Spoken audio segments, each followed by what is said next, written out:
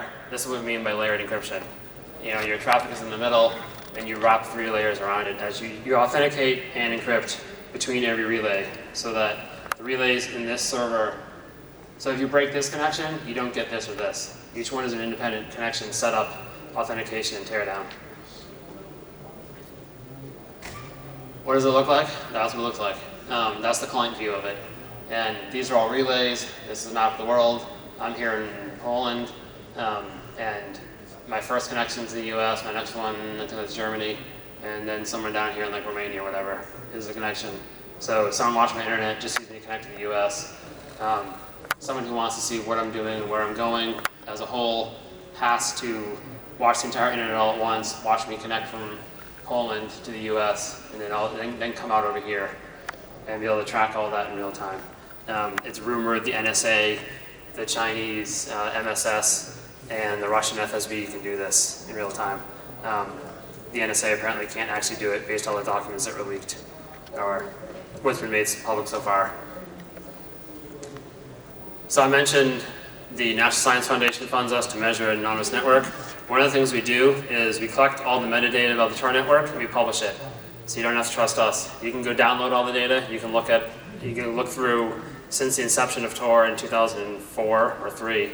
You can look through all the data and see who's been running relays, see where the relays have won, and go from there. The network publishes and refreshes the directory listing every hour, and we have every copy of every consensus since the beginning. So you can look through it and see growth or shrinkage over time.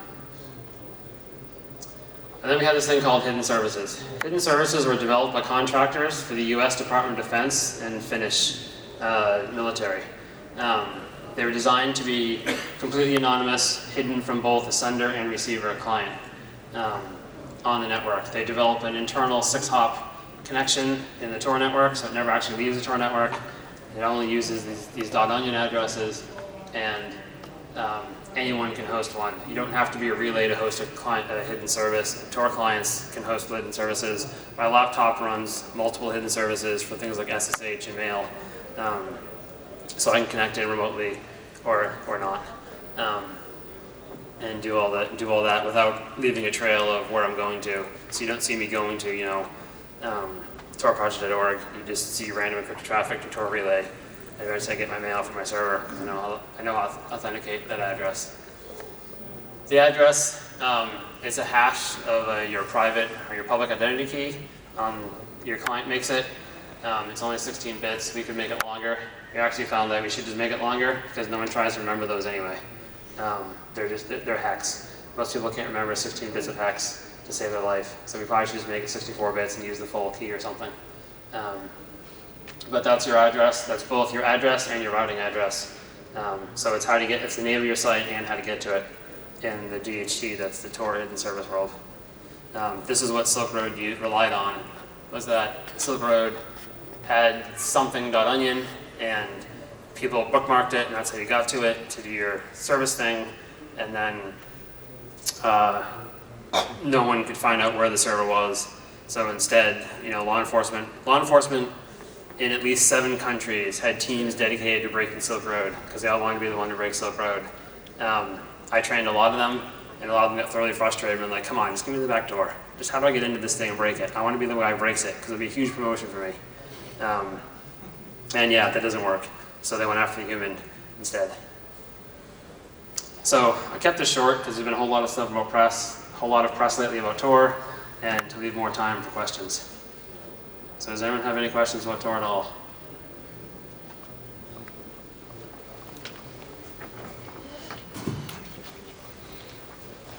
Yes, hello. I've got a question because I think you've got some requests from the governments for assistance during, for example, crime investigation?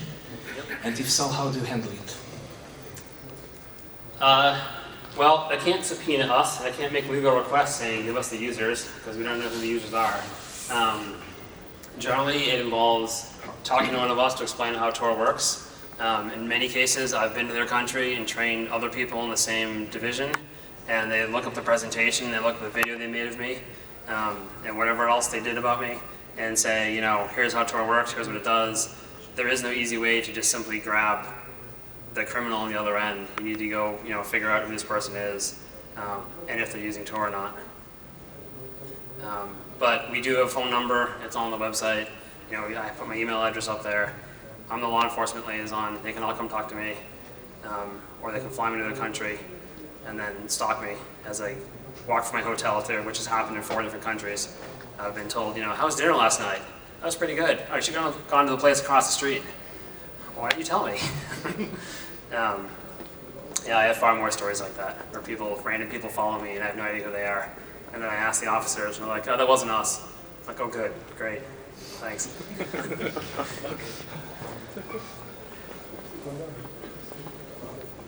have a question. For example, do you have any problems with TSA and other agencies around the world? Because you are involved in such a project, it can be very painful for your private life. It can. I have had unknown people come up to me and ask me very personal questions that they would only know if they dug into my private life. Yeah, but I'm thinking about your devices when you are crossing borders and so on. So, do you have my devices are pretty clean when I cross borders. I'm frankly mostly worried about the U.S. border than other borders. If I'm a guest of another law enforcement agency, they usually meet you at the airport, and then magically you can skip all sorts of stuff when you have a law enforcement agent with you, or someone from a ministry of whatever. In the U.S., I don't get that special privilege. I have to stand in line with everybody else and get questioned and get harassed and get my devices searched through like anybody else. For a while, I was interrogated every time I came to the U.S. With just a whole bunch of questions. It would take like 20 to 30 minutes to get through the guy at the booth, never mind going to the back room. But lately, for the past year, it's been clean. I have no idea why. No one can give me an answer. Friends I have in U.S. law enforcement said, well, you're not on any watch lists. I don't understand why they're asking you. And I said, well, great.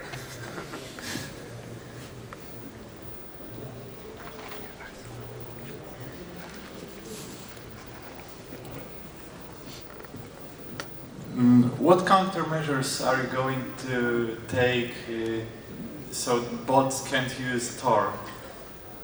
Because it's meant to be anonymous, so Yep. How are you going to prevent this? So that's a fine question. We have a big long blog post about this botnet herder who is using Tor, and really he's using, it is using Tor's hidden services for command and control, not to actually they don't seem to actually putting traffic through Tor. The traffic seems to go through the infected computer. They're just using Tor for CNC. The problems with that are obviously anything we do to harm making hidden services usable makes it harder for humans to use them as well, the case you want people to use it for. Some of the simple things we've done is just the sheer scale of a botnet is 5 million or 4 million things connecting all at once. That creates a lot of directory overhead and a lot of other traffic and pulling down the directory every hour and all this other stuff. We've tried to slow it down so that if you make a lot of repeated requests to the same sort of address or identifier in a hidden service, it may get slower. The directory servers that host copies of the whole consensus directory are getting overwhelmed with requests. So we've made them basically, if your client makes a request within too frequent a time, the directory server just ignores you, which also hurts humans who happen to be clicking refresh a lot, but not that many happen. And it's an open question. There are lots of proposals, and we've had some researchers talk to us about here's how to handle things at scale, and but how do you tell one entity is controlling the scale versus just lots of Tor becoming really popular. Like if 20 million Chinese came on right now, you couldn't differentiate that from a 20 million node botnet. They would look the exact same. So how do you? We don't know. Is the honest answer? Is that we're still working on it. So maybe it just boils down to CAPTCHA thing. Yeah. The other answer is to try to find the bot herder and say, stop it. Why are you doing this? I know it sounds good, but botnets seem to be doing just fine without Tor.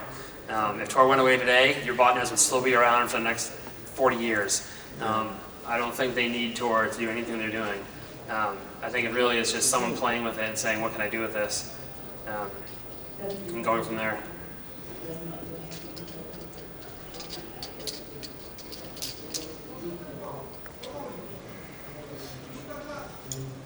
To see more activity after the Snowden affairs? We've seen more users and a lot more requests for training of telling me how to use Tor safely. I heard this thing. I heard the NSA is watching me. There's the paranoid people who believe the NSA is they're so important. The NSA is watching them, and then there's the rest of the world that says, well, I actually am an agent for a foreign agency, and I'm not sure how I'm comfortable with the NSA watching my traffic. And doing the things they've done in my country. Another challenge is, if Tor is all you have against the NSA, you've already lost. Tor should be one tool in a toolbox full of tools, not just the one thing that's going to save you. With someone like the NSA, or the Chinese MSS, or Russian FSB, or in any of your countries, you have your own federal police forces. They have access to huge swaths of your technology infrastructure. And they probably should to do their criminals, but at the same time, that assumes you trust them. I've been to some places where I've had to bribe the guard at the door from the Ministry of X to get in. And I'm thinking, how bad is corruption when I'm the guest, he works for the police force, and I have to bribe the policeman at the door to get into the own building. There's that sort of reality too, where people just don't trust their police forces, and they wanted to keep themselves private and anonymous from them. Then a lot of human rights organizations have started asking us questions about how do we actually use Tor safely, and tell me, they've heard the pitch from the internet cheerleaders who are like, the internet's awesome, you can do all this cool stuff on it, and then now they're like, all right, give me the scare pitch of what have you seen happen in the world, and what should we be aware of before we actually start helping homosexual teens in remote areas. What risks are we going to have in that sort of environment?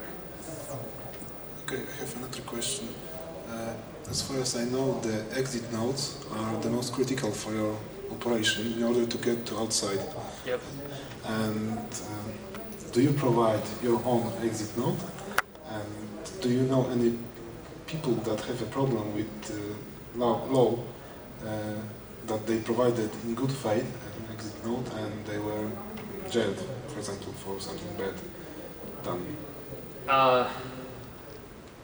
Those are 3 questions. Yes. Yes is the answer to all of them. I don't run my own exit node. I used to run an exit node before I worked for Tor. As soon as I worked for Tor, I had a bunch of lawyers tell me, as soon as a Tor employee or contractor runs an exit node, they become liable for Tor. That's equivalent to the Tor company running the exit nodes, and then you become, because you can't, it's a whole lot of legal stuff that happens, but basically don't run an exit node or you'll be personally liable and get sued and lose your house and then you'll be homeless. I said, okay, I'll stop running my exit node. You sufficiently scared me. But when I did run an exit node, I ran one for about 5 years. Never really had a problem. A couple of abuse, people saying, so-and-so hacked or spammed from your IP address. And then you explain what Tor is, explain how I don't actually have access to the data or the users. And for the most part, they'd say, okay. Sometimes they'd block my exit node's IP address from the network, which is their prerogative. You can do what you want.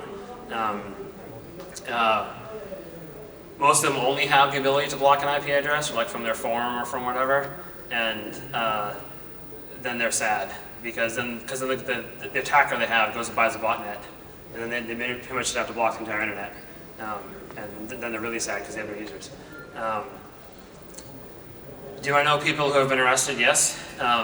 The police forces who don't understand what Tor is will see an IP address and say, look, all this child abuse material came from this IP address. This guy must be a huge child abuser, so let's go, send a SWAT team in, military team, kick down his doors, take all his computers, throw him on the floor, drag him into jail, and then we send a very nice letter saying this is a Tor exit node, this is what it does, we have proof that it's Tor exit node, and then they'll do a forensic analysis of the computers and generally find nothing on there. So far, there has not that I know of, there has not been a criminal caught that actually ran an exit node and was actually doing criminal activity at the same time.